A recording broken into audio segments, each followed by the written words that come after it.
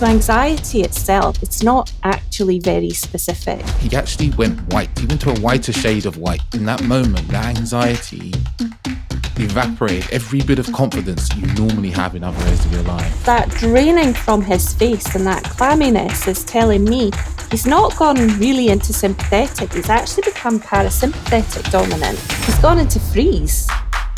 If I go back when I was young, Would it help if I sort of broke that down a little bit? I think that'd be fantastic. Welcome to the Authentic Man podcast. I am your host, David Chambers. This is a podcast for men who want more and less from life. More deep connection, more emotional intelligence, more self-awareness, and more great sex. And less heartache, less conflict, less overthinking, and less stress. Creating dating lives, sex lives, and relationships that are incredible and authentic. My deepest goal is that you, the listener, can take away what you hear in this podcast and apply it to your life, so that you can experience greater happiness, transformational growth, deeper relationships, and profound sexual intimacy. I believe that as men, we are capable of so much more depth than we are shown or led to believe. So join me as we get deep into this.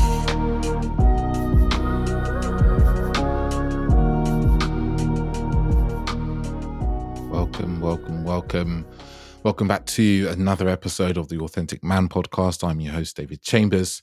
And today we have a really beautiful episode, right, about a topic that everybody's dealing with in some level, anxiety, right? Before I get into details about that, actually, I'll just let you know that I have a men's dating program I'm running. It's called the Men's Dating Accelerator. It's been running between the 22nd of Jan to the 19th of February. And then we're really going to take you on a journey through modern dating and how to do that well, whether that's getting over your fear and anxieties, whether it's facing and getting over your overthinking, or it's getting past self-sabotage. Online dating, I've got a whole session that's about online dating mastery, the various mechanics and parts of online dating and how to master those and do those exquisitely well, as well as being more social and designing a life where you are meeting wonderful people more and more, that part of your day-to-day life. So if you're interested in that, that is on my website. It's £300 for 5 live sessions, and there'll be some other bonus goodies that I'll probably present during that as well. But if you're interested in that, go to my website and you can purchase that, and then we'll be starting that during Jan. But back to the episode. So we're going to be I'm talking to Emma today, the Anxiety Whisperer, which isn't such a fantastic Instagram name. And we talk about anxiety and how it affects our lives, not just our kind of day-to-day lives and the underlying causes, but also how it affects men and women differently, as well as how it affects our dating lives. Really get into that, like how it affects our dating lives, whether that is our first dates or approaching women, and how to get over, say, approach anxiety. We actually talk about approach anxiety and ways that we can tackle that, or how you can tackle your anxiety that you feel when you're going on a date and you're concerning and anxious about how that's going to happen. And we also talk about, towards the end of the episode, 2 things that are really important. One, relationship OCD. That's something that I'd never heard of before. It was really worth listening in for that piece. But we also talk about how you can be with a partner who is very anxious, right? And maybe asking you questions that feel like attack. Like, how can you meet that and be kind and gentle and make your relationship stronger through that process? So this is a really informative episode, because I think anxiety is really misunderstood. I think we misunderstand anxiety a lot. And we self-diagnose it as well a lot. But Emma's fantastic, incredibly knowledgeable, and she speaks so wonderfully about the topic of anxiety as well. So without further ado, I'll let you get into the episode. Welcome, listeners. I have a guest with me today who I've been looking forward to speaking to, because she's an absolute expert in an area of mental health, we can argue, but in an area of life that I think a lot of us are suffering from, and a lot of my clients come to me with, and she comes with a very glowing recommendations from one of my past guests. Today we have with us the Anxiety Whisperer, Emma. Yeah. How are you? Hello. I'm very well, thank you. Thank you very much for having me on your show. No, thank you for being here. It's my pleasure. Yeah. So we're going to have a bit of a conversation today about anxiety, I think. Hopefully, we might get somewhere else, but we'll probably stick around anxiety, because I think it's one of these, and I kind of said this before we got on. It's one of these things that's kind of come in I feel like it's been like the last 5 years, but that might be just purely because of like my own relationship, where, maybe 10 years ago, no one really knew about anxiety, or no one was really talking about anxiety. And now suddenly, like, you can't go anywhere without someone telling you like, oh yeah, I'm very anxious, or I feel I have anxiety, or they have some sort of anxiety disorder. It feels very prominent in the world currently. Mm-hmm. I think there's definitely been a lot more awareness that has been built up, and I don't think that is a bad thing. When we had a quick, brief conversation before we hit the record button, I think you had said something which I recognized in myself, the mirror image of, when we were young and we experienced our first interaction with anxiety, there was definitely not Instagram or YouTube or anything like that back in the noughties. And I remember myself, the first time that I experienced my own anxiety, having a big tome at home, which was like the family health Bible. Mm. And there was actually a flow chart in it. And you could symptom check. And I remember one time feeling incredibly anxious and symptom checking. And this flow chart led me to being schizophrenic, which I'm not, but this was as sophisticated and as helpful as the information maybe was back in the day, so we've come a long way, especially, and certainly, I would agree with you, in the last 5 years, but certainly in the last 20 years. And the internet has obviously supported a lot of that. Yeah, it's, I go back to when I was really young. It's like, mental health, I grew up, my parents are Jamaican and in Black communities, and mental health was like, if you had mental health issues, people were just like, oh, well, you're crazy. And that it was very binary. You're okay or you're crazy. There was no kind of like in between No. place, or like, oh, I could be functional in society with depression or anything like that. It was like, oh, we need to commit you somewhere, or you can be in the home. Mm-hmm. Mm-hmm. No, and I think there's still some of the stigma like that. There is still a stigma like that, that exists. My own mum and, well, my own parents are now in their 70s, and I remember it was just this year, but earlier on this year, I was talking with my mum about my own mental health, which is actually very good because I look after myself, because I know that I have to look after myself.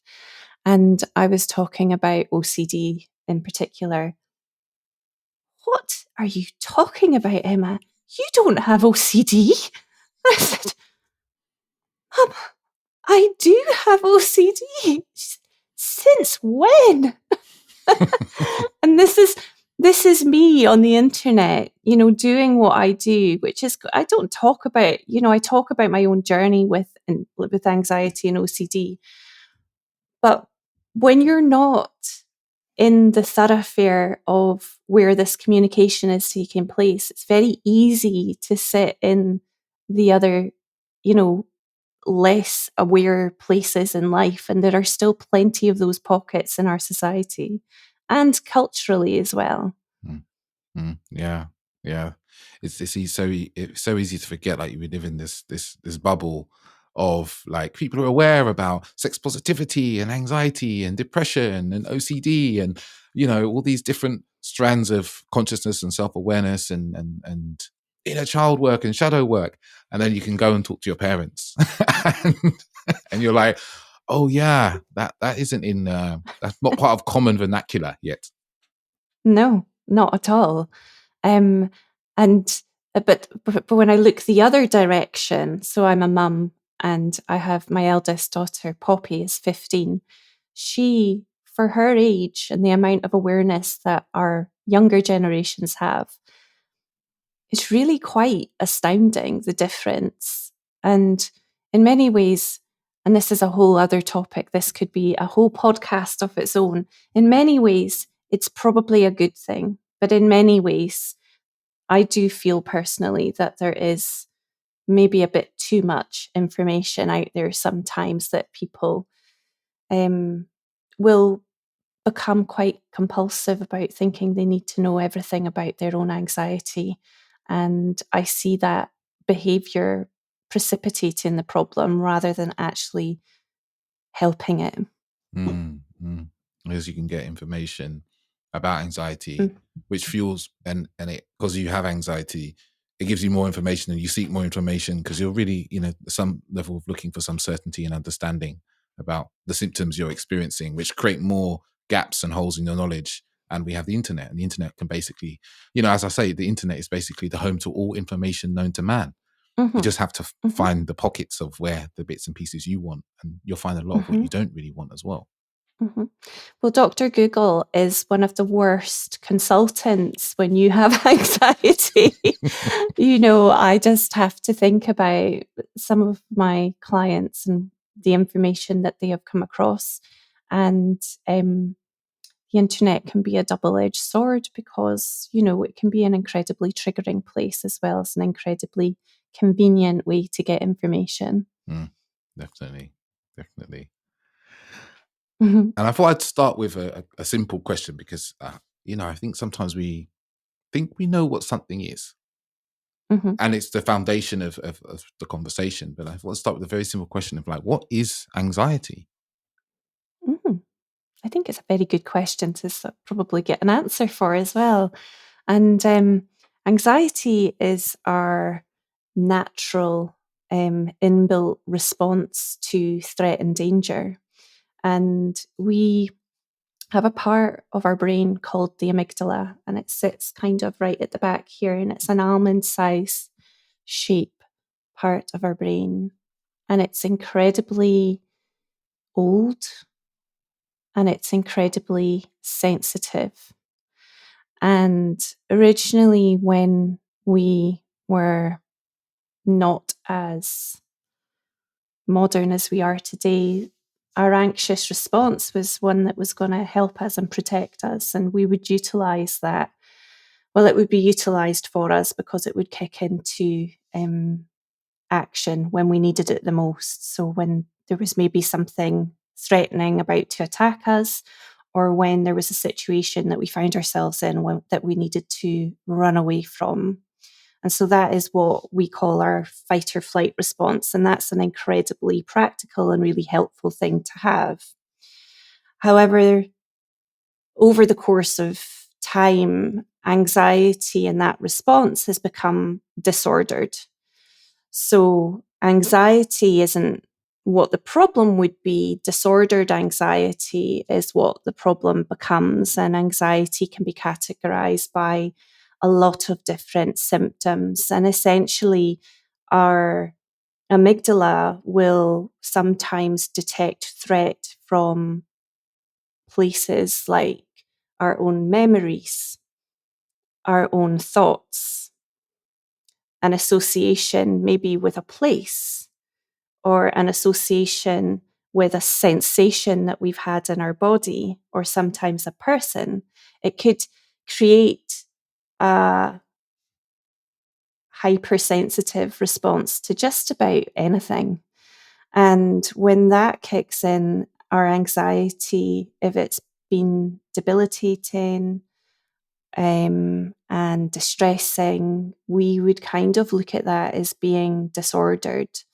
And throughout the course of time, we've categorized different types of anxiety and given them different, labels, because that helps us. And we commonly see people with a health anxiety or a presentation where their anxiety is a bit more generalized and it's not focused on one particular area. So it can be focused on lots of different things, and it's very persistent and very there. And then we have lots of different places where people will feel themselves being anxious. So we've further gone into niches like, I've got work anxiety, driving anxiety. Me personally, I have an OCD brain, which is gives me anxiety. So my anxiety is because of the types of obsessions that my brain gets dragged down a rabbit hole with, but also my brain will quite frequently give me maybe intrusive thoughts, and they can be incredibly distressing, alarming, and that provides a lot of anxiety, especially if you have an OCD. So anxiety itself is just a word. It's not actually very specific. And if you were to take 10 people who have anxiety, the chances are there might be some crossover and some overlap and some commonality in some of the presentations that they've got, or they might have completely different experiences altogether. It really depends. And we see the presentation from young children right the way up to people who are maybe very, very old. And it happens at lots of different junctions in our lives because our lives are very varied and we're exposed to lots of stimulus that can be incredibly stressful. And stress is known to drive a lot of different hormonal changes for us as human beings, which releases the hormone adrenaline and over time cortisol, our stress hormone. And when we've got that going on, we just have this massive churn of feedback into our system. And as you were speaking there, I was thinking to myself, one of the reasons why I wonder if we never knew what I never really taught probably about anxiety is did we just call it worry in the past? Like someone's a worrier instead of actually saying yes. there is anxiety. Or they've got their nervousness, they're jittery, they've just always been a worrier. Those would commonly be things that would be said and experienced, and people would kind of go, right, better not show them the newspaper today then. And they're a worrier. I better put in an extra phone call because they'll worry if I leave my house and I'm not there in 5 minutes. They're a worrier. So yeah, there would have been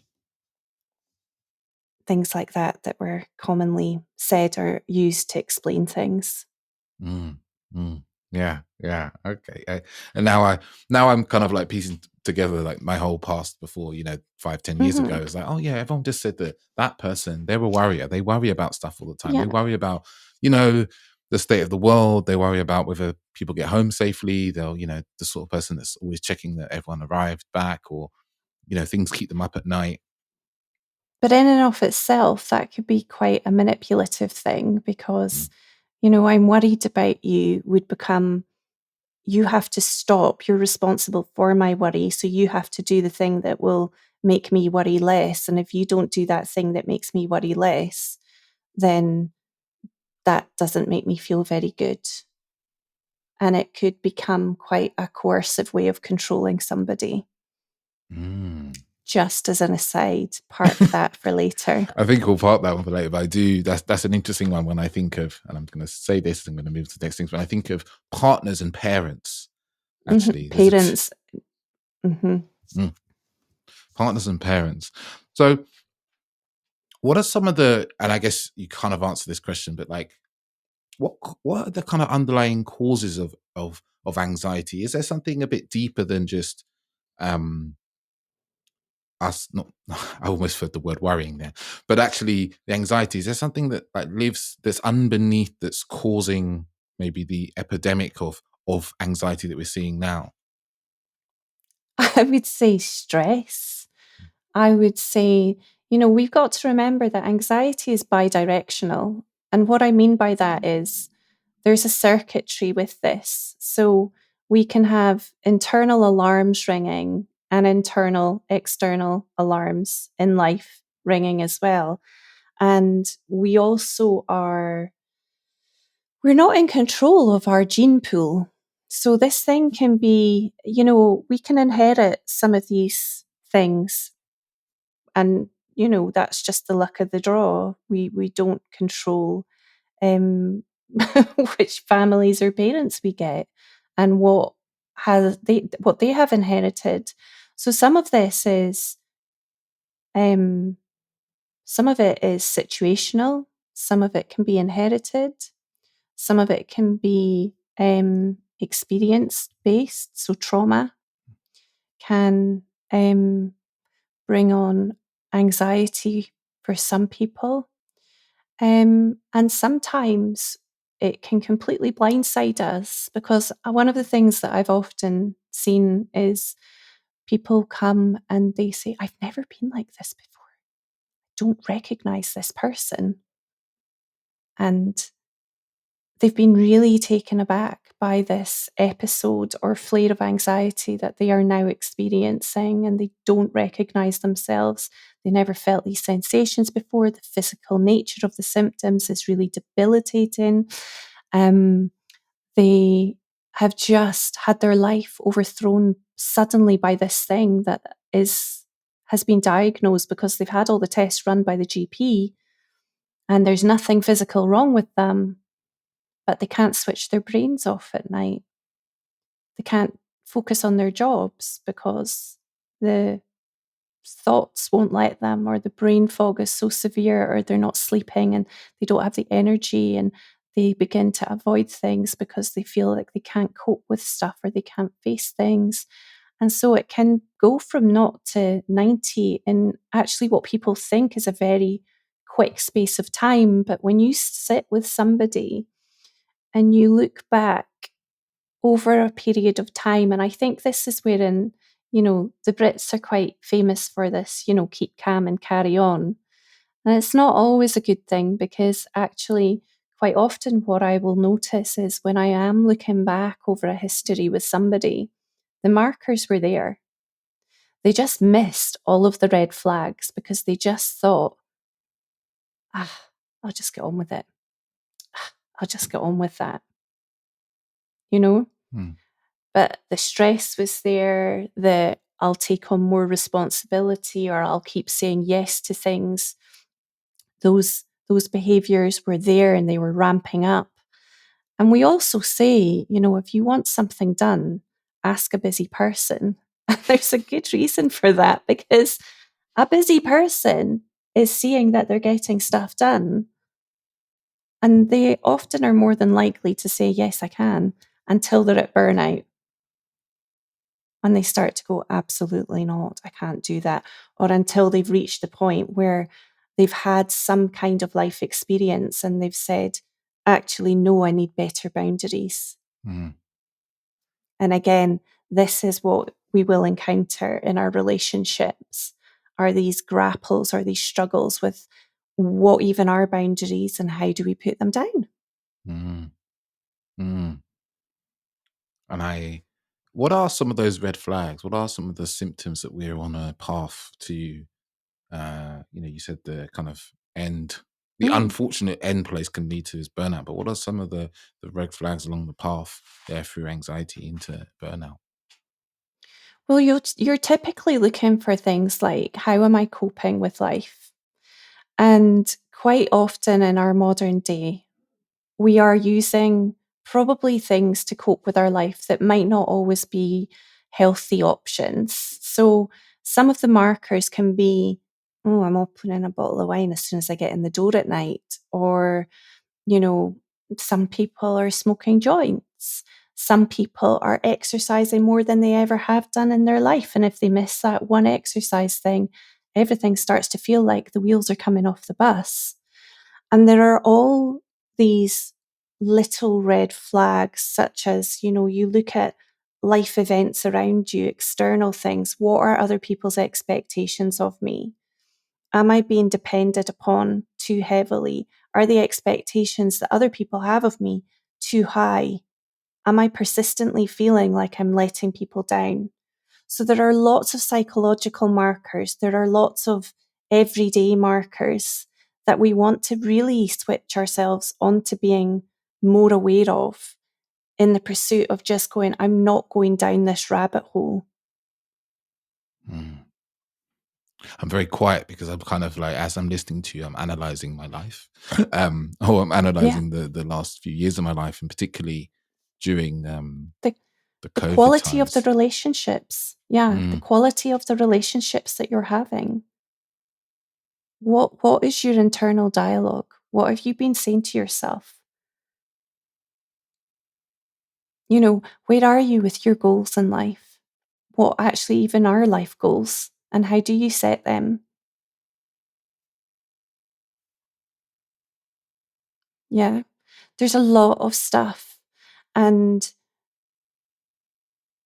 we are continuing to grow as people. But we get some of us become very stuck and rigid in our worlds without challenge. And some of us are very stuck in I can just get on with this. I've always got on with it because I've always had to get on with it. It could be anything, really. Mm. Mm. And maybe I'm going to maybe switch into men, because I think I see this with the men I work with, is men often are socialized into this idea that they must deal with everything themselves and not ask for help. It's very common. I see, when men come to me for coaching, I have a bit of a joke with some of even my partner also, and some of my other coaching friends. It's like some of them coach women, and one of my old coaches actually coached me. He said there's a big difference he used to see between men and women that would come to him. He said a woman will come to you because she's decided that she wants something to be better. A man will generally come to you because this is his last resort, and the shit has hit the fan in some area of his life, and he, Yeah. And is this something you see in the difference? What difference do you see? Actually, let me rephrase my question. What difference do you see about men and women that come to you with anxiety? Are they presenting differently? Are they reacting to it differently? Yeah. I have lots of lovely men who I work with, and I think I mentioned to you earlier on that I don't specify who I actually work with because I just do the work that I do. The majority of my caseload would be women, but I do have some incredibly empathetic and very vulnerable and raw men who will present to me. And in every case of client that I'm mentally reviewing at the moment, that is the presentation. They are raw. They are nervy. They are edgy. They have been ground down. They are anxious and feel like things in life are out of control.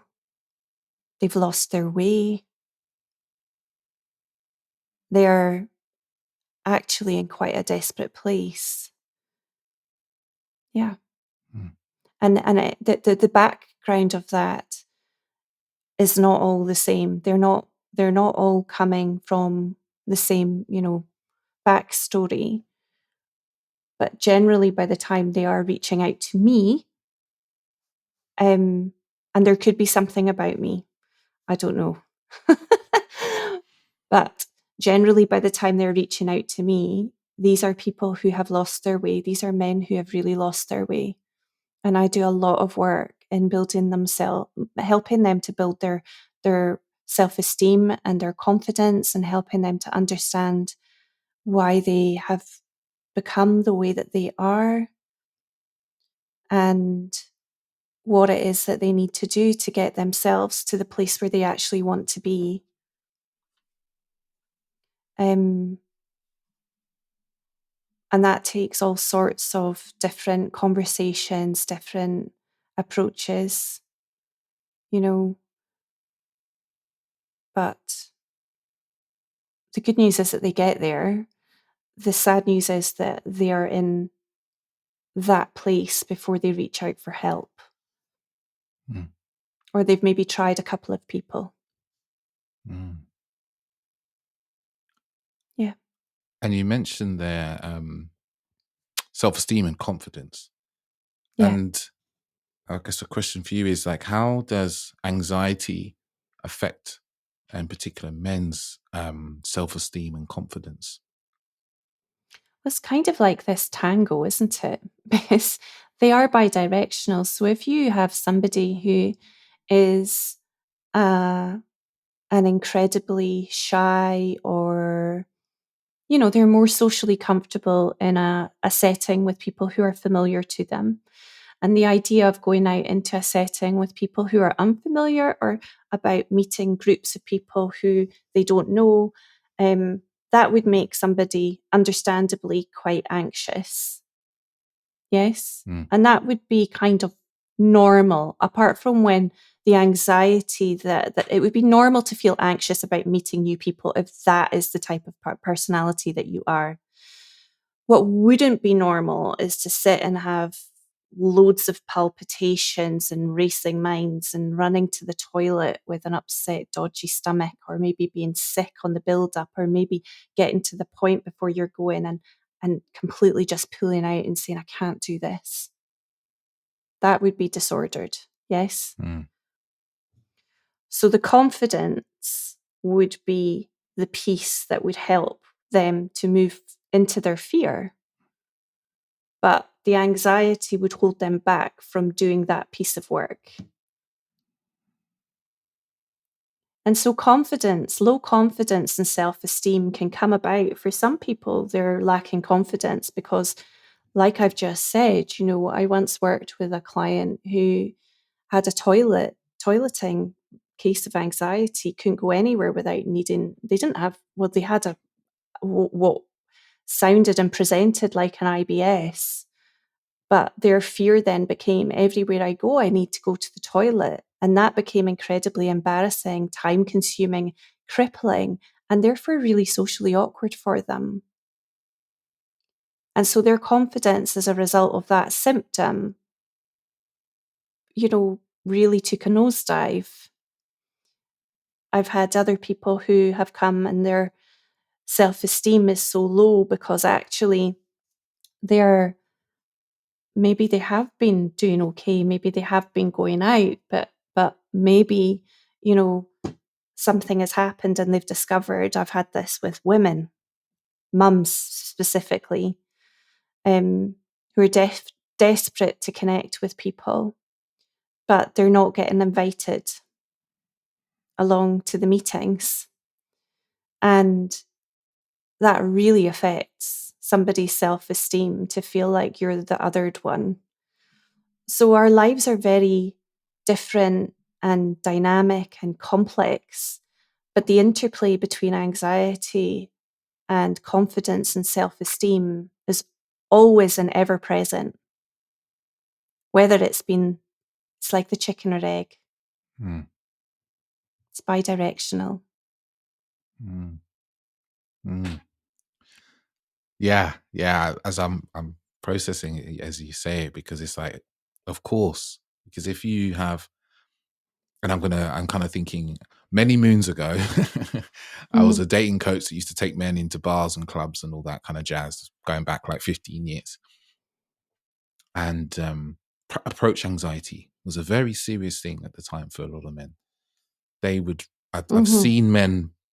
I've seen otherwise very confident men. I always remember one guy in particular. He was like a big salesman. He had a big salesman, head of sales job at some company that was very large. He was very like matter of fact and boisterous.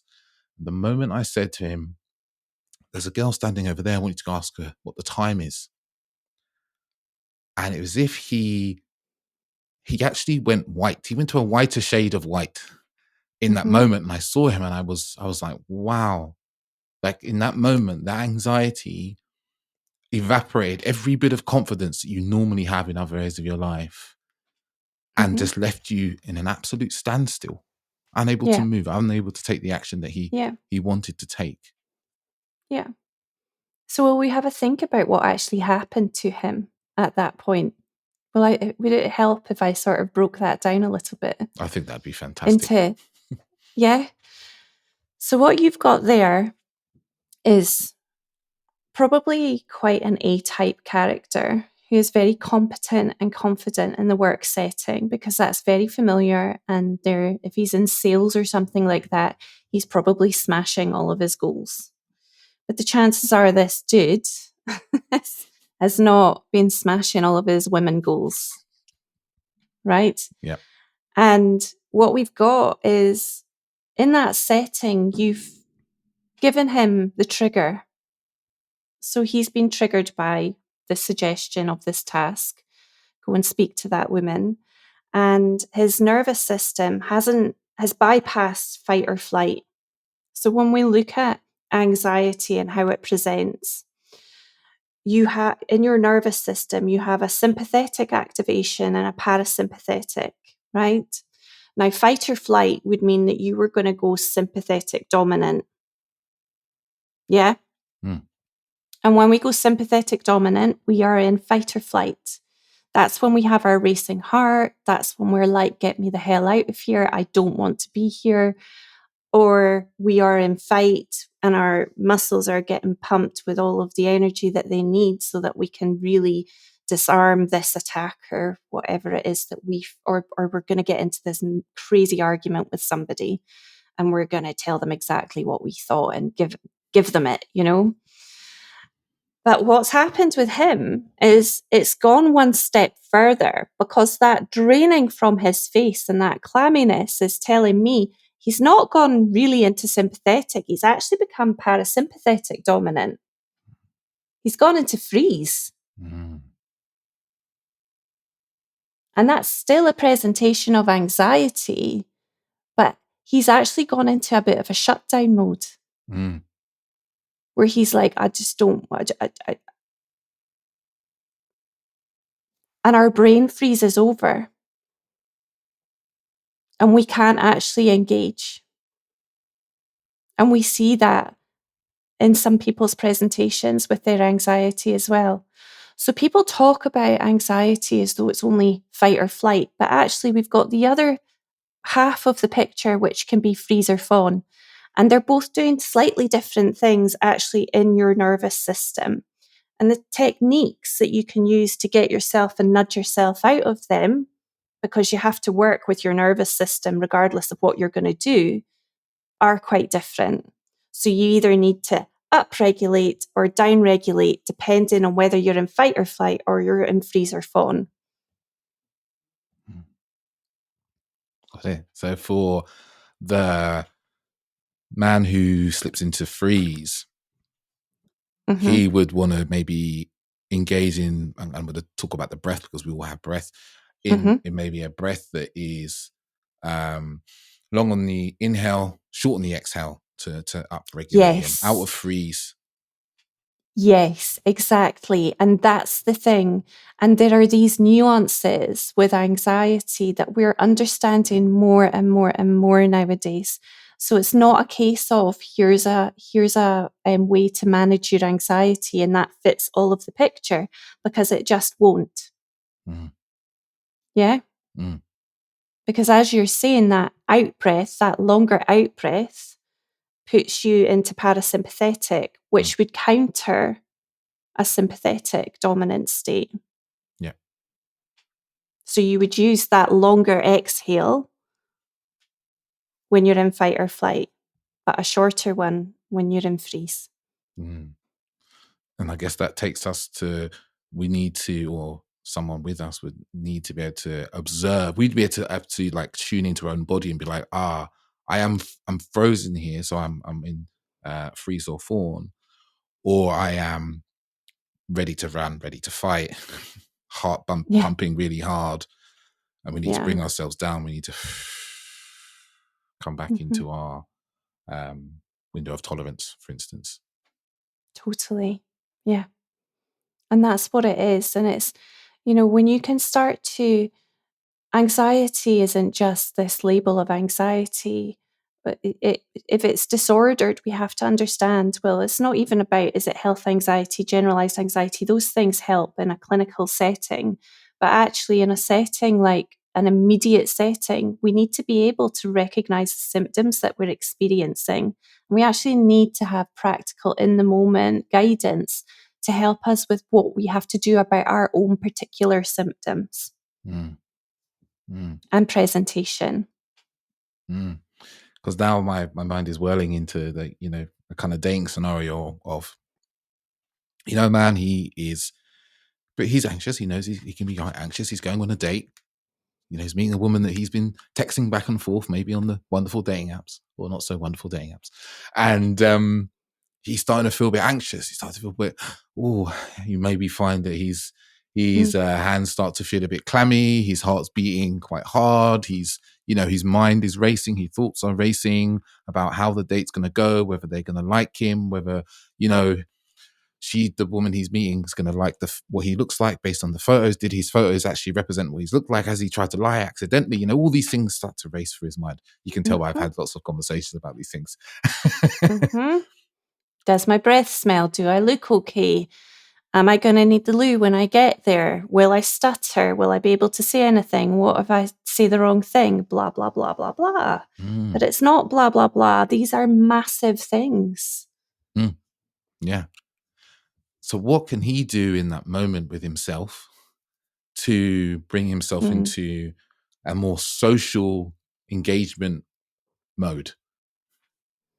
Well, I think that's where you get the sort of common, for me, this begins beforehand because, when you look at an anxious brain, the brainwave activity is already happening before he's gone to that setting.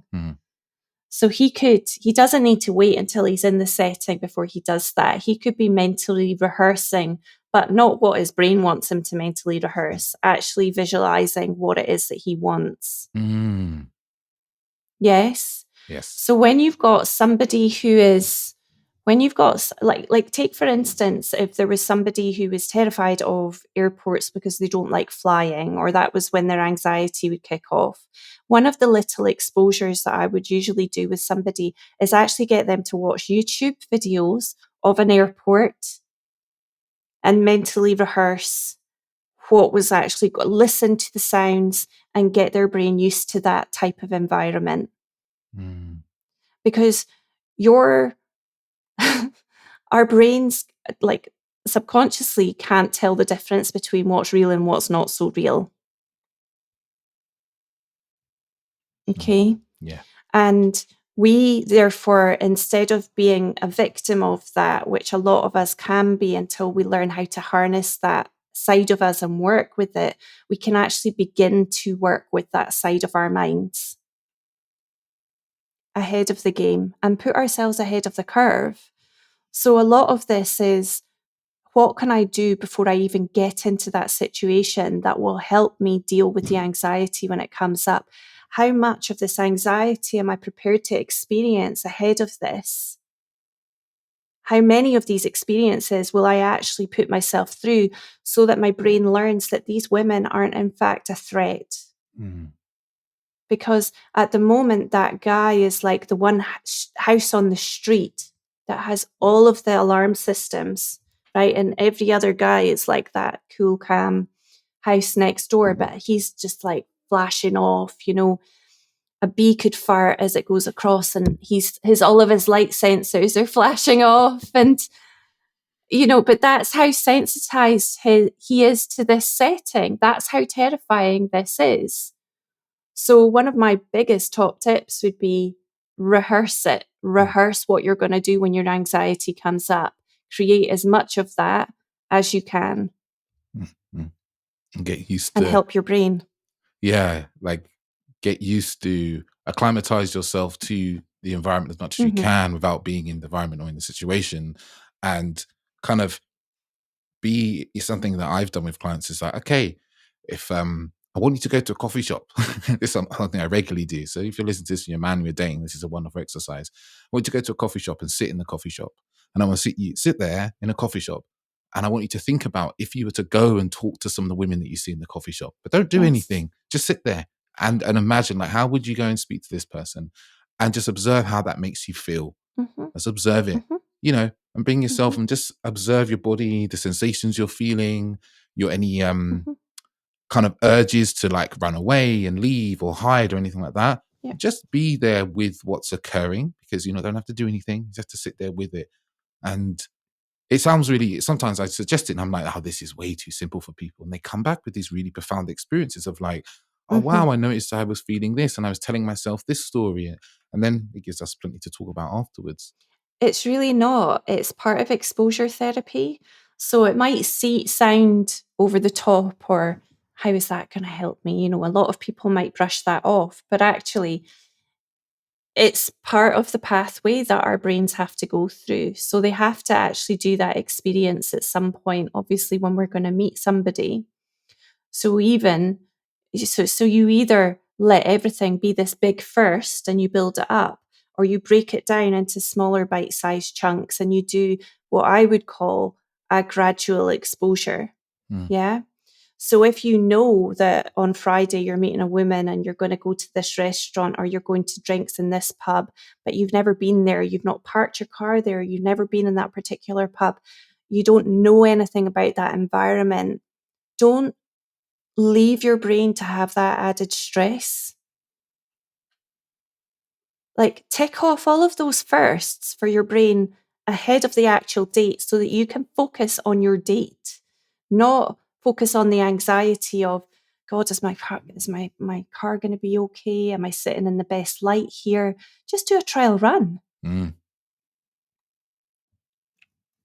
Yeah. I love that. And it's not bonkers. It's not bonkers. I have to, I've worked with people, and there's one lady who had a fear of, she had emetophobia, fear of sick, right? Oh. One of the things that I made her do was drive around Glasgow on a Sunday morning looking for vomit on the pavements to help her overcome her fear. She thought I was absolutely mad for suggesting it. And people listening to this will be like, well, how did that even help her? It really did. And sometimes this is about using our brains, because if you've got anxiety, the chances are you've got quite a creative mind. But harness your creativity and try and use it to create little stepping stones that actually make things a bit easier for you to face the fear. Because you're not avoiding the fear, you're just building up to wham, bam, I'm sitting in front of this woman, and now I've got to deal with my brain being a little bit lightheaded. Have I got sweat on my upper lip? Are my hands feeling clammy? Do I look okay? Did I ask her if she wanted to have a drink, or did I say something else to her? Whatever it might be. Yeah. I love the driving around. And I imagine of all places, Glasgow would probably be a very reasonably easy place to find little bits of vomit on a that's Sunday where you morning. get all the chundered, deep fried Mars bars.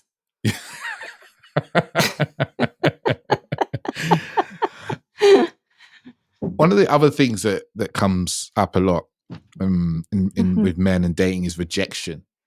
There's this idea of rejection. Yeah. And rejection has shifted a bit in the last 20, 25 years. If I go back when I was young, rejection was you would have to go in a bar and a club and you would speak to women one-on-one, and they would either not talk to you or not talk to you. And that was how you had to deal with rejection. Yeah. Now what I'm seeing is no one really seems to do that very much anymore, which is very sad, because it's most definitely the best way to meet people in person. And the rejection has shifted to a kind of like online dating, where men often feel like they're never receiving any sort of attention. And it feels like it slips into what I kind of observe as like almost like a shame, because it's not so much just like this woman didn't want me. It's every woman on the online platform has no interest in me. It shifts from being like, oh, there's something wrong with me in this moment, to like, yes, I am fundamentally like broken. Undesirable. Yeah, undesirable. Yeah. I know. I saw that you had a background in technology. I think you should create the first dating app that is actually quite kind and preserves people's mental health. Because this, obviously, I come across this too because some of the people that I am working with are on the dating scene. And I have the same stories. I've had, either loads of people have liked me or nobody has liked me. Mm. Or I was talking to somebody, but I'm no longer talking to that person. They didn't reply to my last message.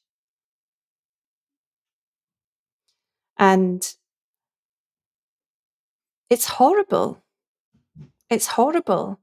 But I think one of the things that we can blame is the actual technology. But the second part of it is we have to learn how to respond differently to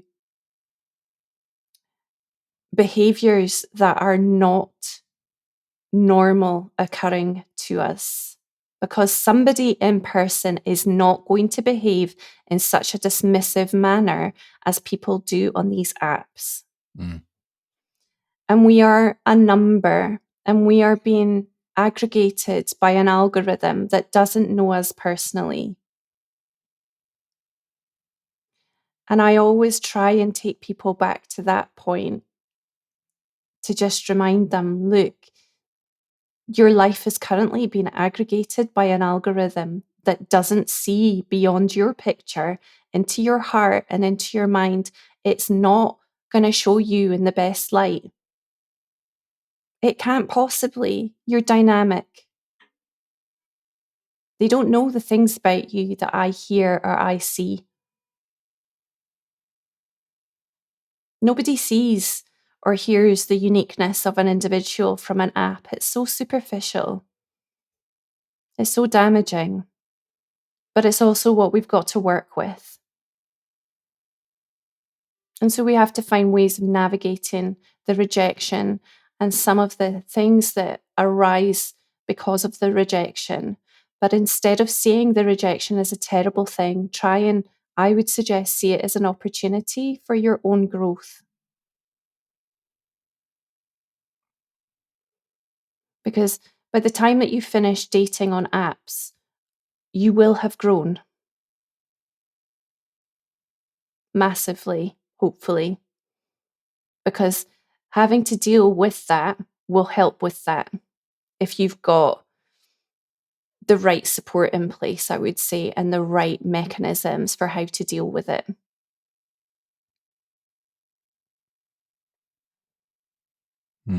I hear this when you mentioned like being aggregated by an algorithm. It's like a depersonalization. It's like it's not about you. It's not because there's something inherently wrong with you. It's that this algorithm is presenting things to people in certain ways that it doesn't even appear as a real person, and people are receiving this picture and some words not as a real person, as just as like another screenshot on their screen, and they're just flicking through them. But yet when we don't receive the responses we want, or even when we get into a conversation, there's still not really a real person on the other end. I'm often saying this to people, it's like, they don't know you until they know you. No, we're not interacting as like two humans. I'm interacting that your 5 pictures that I've seen and some text, and now you're more text. Like, there's not much difference to us really between how we talk to Google or if we were talking to a piece of AI. So when you receive what you interpret as rejection, what you perceive as rejection, it's not a personal indication of your being and your wholeness and who you are as a person. No.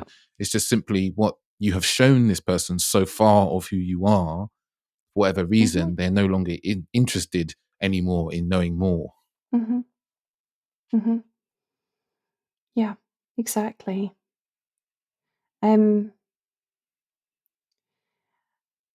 Yeah, I kind of I don't know what your advice is on for your clients when they're dating on apps, but one of my clients recently announced that, that's it, Emma.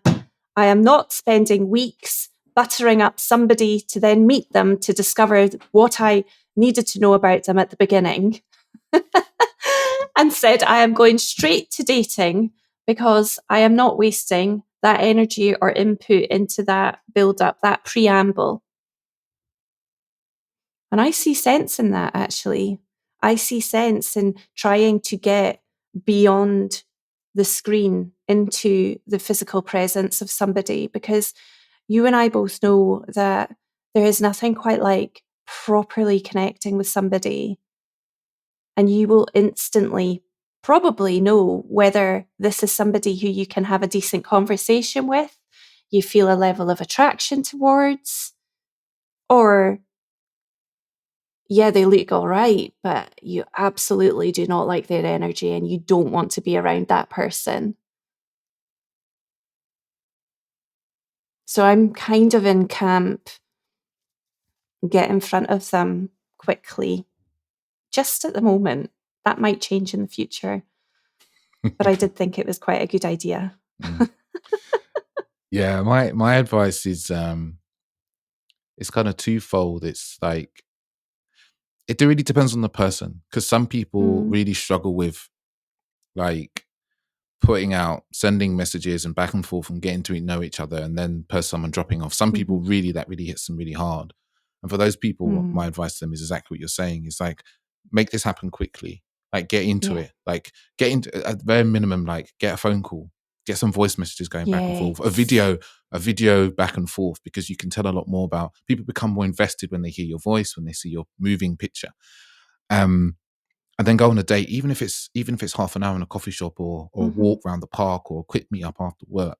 Get in there quickly, because once you meet someone in person once, twice, you really get to know far more about them, because there's all these information that you're not getting from a picture and some text messages. So you receive that, your body receives that, the subconsciousness receives that, and you start to make decisions and choices that are much better than just through the online world.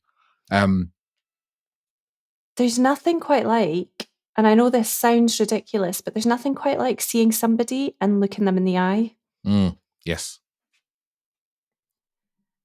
And I know looking somebody in the eye can be very difficult and disconcerting, and that, you know, if we are neurodivergent in some ways, it can be a real challenge.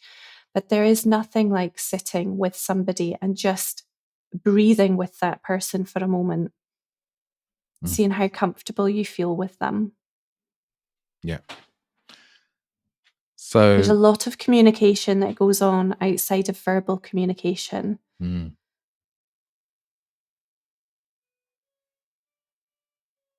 A lot. And your bodies actually can co-regulate as well. So if you are feeling anxious and somebody has quite a calming presence, it can really help you.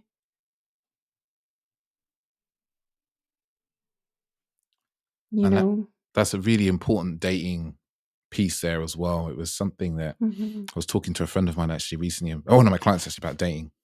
And I said, when I was frequently dating, probably 12 years ago, I I'm a very relaxed person, especially in person.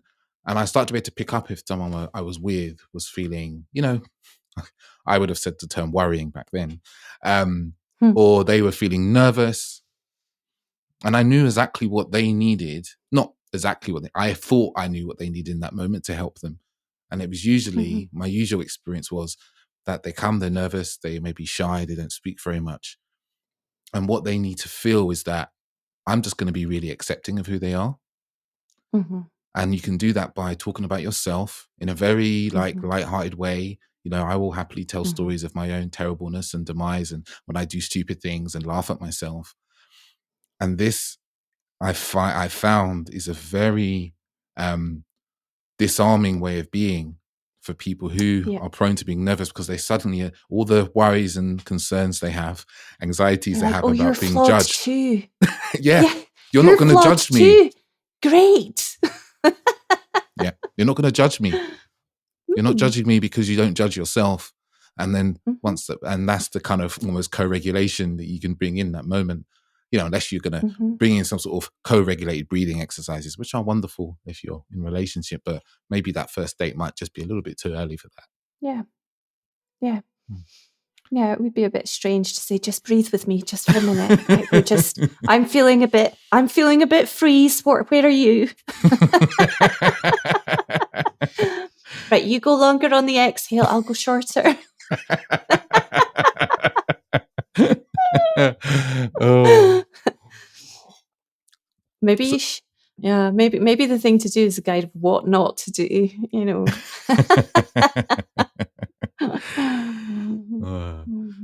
Before we want to finish up, as the time is running away, I thought that, we talked about this before we jumped on, is like one of the ways in which I see anxiety coming up for men in relationship is not necessarily their own anxiety, but their partner's anxiety, and how to respond to that. So maybe I paint a little scenario. Is their partner is prone to anxiety and thinking that they're up to something, whether it's they're cheating, whether it's they don't love them, whether they want to be with someone else, fill in the blanks. Their partner's been thinking and agonizing over this concern and anxiety that they have. And then they bring that to their partner, their man, in the form of a question that seems like just a simple question, but it's a weighted question. Like, oh yeah, do you want to be with somebody else? Do you still love me? Are you going to go and cheat on me? Or are you going to that bar so you could chat about the women? Yeah. And the man doesn't deal with this question very well because he feels it as an attack and he kind of explodes. And I wonder, from your experience and what you know, what are some ways that we can better support our partners in relationship when they're anxious? I think the thing here is we've got to remember that there some partners with their anxiety will be asking these questions because there may be red flags, right? So sometimes these questions are coming from a genuine place, not a made up place. They're coming from a genuine place of, I have got reason to believe that you might be doing this, in which case it should be a one-off question, okay?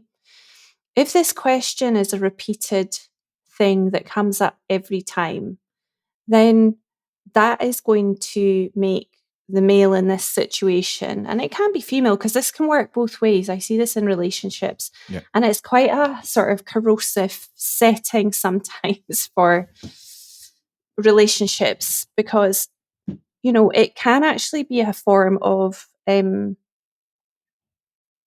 few different things, but I'm not going to go into the labels of these things, okay?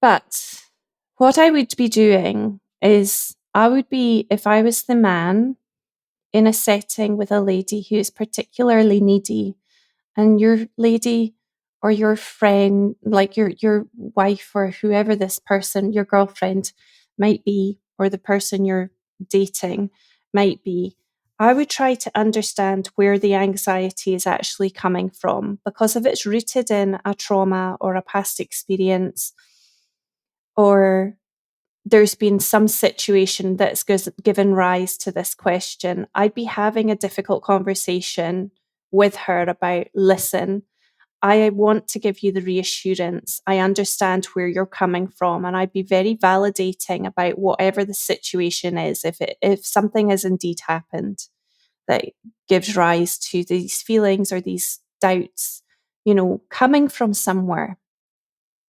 Yeah. If the doubts are not coming from somewhere specific, I would be trying to encourage my partner to try and go and do a little bit of work on this themselves, to understand their own neediness and their own attachment style and where all of this challenge and doubt is coming from. Because in a relationship, people will feel the men specifically can feel very attacked or very controlled if they're persistently being asked, where are you going? Who are you going to be with? What time are you going to be back? Now, these are all questions that can have answers. But when the angle is, I need to know because I'm checking up on you, and it's persistent, then there's likely an underlying something that does need to be addressed. And as a couple, you can do only a certain amount of work on it before the individual actually has to take some accountability for this behaviour and really address what it is that's actually at the root of it all. Sometimes, we have a thing called relationship OCD, and this is where there's a fixation. And sometimes the obsession can be about lots of different areas of a relationship. But in this example that we're using here specifically, sometimes it can be a focus on, is that person the right person for me? Are they being honest with me? Is this relationship going to work for me? And so sometimes those questions are coming from something like maybe an undiagnosed place where this partner, female, doesn't even know that they've got OCD, but that's where it's coming from. Not all cases are, because there is relationship anxiety, but in some instances, this can be a bit of a red flag for an OCD. I never knew there was relationship OCD. Yeah. And it's really debilitating. And the person with the OCD, who in this case would be the pursuer, the female, she will know that what she's doing is a compulsion. So the compulsion will be asking for the reassurance. But the partner becomes an accomplice in her OCD cycle by constantly reassuring. And the problem with relationship OCD is if it blows up into an argument or a confrontation, and there's not the awareness that this is what we're dealing with, it can drive her further into the obsessing cycle. And some relationships can't go the distance because there is an undiagnosed OCD underpinning it all. So, yeah, I would always be a big advocate for having a very open conversation as a couple and saying, look, I'm happy to provide you with this information, but have I done something? Is there a reason why you're looking for this specific information? Okay, well, this is where I'm going to be and this is when I'm going to be coming back. And then you're challenging me on this a bit too much. Do you think that this is your anxiety? And if it is your anxiety, then let's have a think about the long-term play here, because I don't want in 6 months' time to be answering these questions and feeling like I'm doing something wrong by going out to play football with my friends. Yeah. So that would be how I would deal with it personally. Yeah. Fascinating. Yeah. I feel we could have a whole other episode on relationship OCD as a thing and of itself, because I've never heard of it. So it's a really distressing, hugely distressing thing for people. And yeah, I've had male clients and female clients with relationship OCD, and it's I think your followers will probably, it would be good for them to learn about, maybe just to be aware of. How to talk about it. Yeah. Well, Emma, I know that the time has flown away. That's all right. In this conversation. And this has been fascinating and eye-opening and insightful for me. And I imagine the listeners are feeling the same way. I've had a blast. From Moffat to, where did you say? Margate. Yeah. Moffat in the Scotland to Margate in Kent. Yeah. Is that right? Yeah. Margate's in Kent. Yeah. Yeah. Distance. So I'd love you to, where can the listeners find out what you're up to, learn more about you, work with you, know about your programs or what you're putting out into the world? I'm just at the moment working behind the scenes. So I'm doing a few different things at the moment. I've been very quiet on Instagram, but there's some very nice, I call them whispers. That's why I'm the anxiety whisperer. So there's some nice quiet whispers that are quite reassuring and quite good for people to help them calm down. And one of them is pinned to my grid on Instagram. I've got a YouTube channel where there's some recorded hypnosis, and it's just under my name. You can go to my bio and there's a link there. And I've got a book that I'm in the middle of writing about hope. And I've got some little freebies coming out, hopefully in the next few weeks, and a relaunch of my website. So I've been a busy girl. I'm in the grind at the moment, trying to get all of these things, that all of the visuals are done. It's just finessing the last bits. So yeah, that's all there. It's all there. There's a lot of free stuff, and there's quite a lot of listens on my YouTube. People find that quite helpful, especially at night time for sleeping. And yeah. Wonderful. What I'll do is I'll put all those links to your bits and pieces in the show notes, and people can just click and go straight through to where they want to find you. But thank you for having me on today. It's been a pleasure, and I've had a blast, and it's been lovely to connect with you. No, thank you so much, Emma. Thank you for your time and your wisdom. It's been so eye-opening for me. I've taken a lot away from this myself. Good. Well, indeed. And it's been reciprocated, because I have learned things today also. Awesome. Okay. Thank you, Emma. So what do we do now? Do we just hang up? Yeah, we're just I'm going to say to listeners, thank you for listening. And if this episode was useful to them, they can share it with whoever they want. And then I'll say ciao to you listeners. I want to say a big thank you for listening. It's people like yourself that really help get the podcast out into the world. Especially if you're often sharing the episodes and the podcast with people that you feel just could do with listening, right? Can see a different way of being a man, maybe a different way of having dating lives and intimacy and relationships. So I want to say a big thank you. And if maybe after listening to this episode, you think, oh, there's someone actually who could really do with this, please share it with them. Share the love. I'm really, really grateful. And if you want to get in contact with me for any questions, or you want to talk about coaching or any working together, feel free to reach out to me on Instagram @theauthenticman_, or you can email me hello@theauthenticman.net. Thank you very much.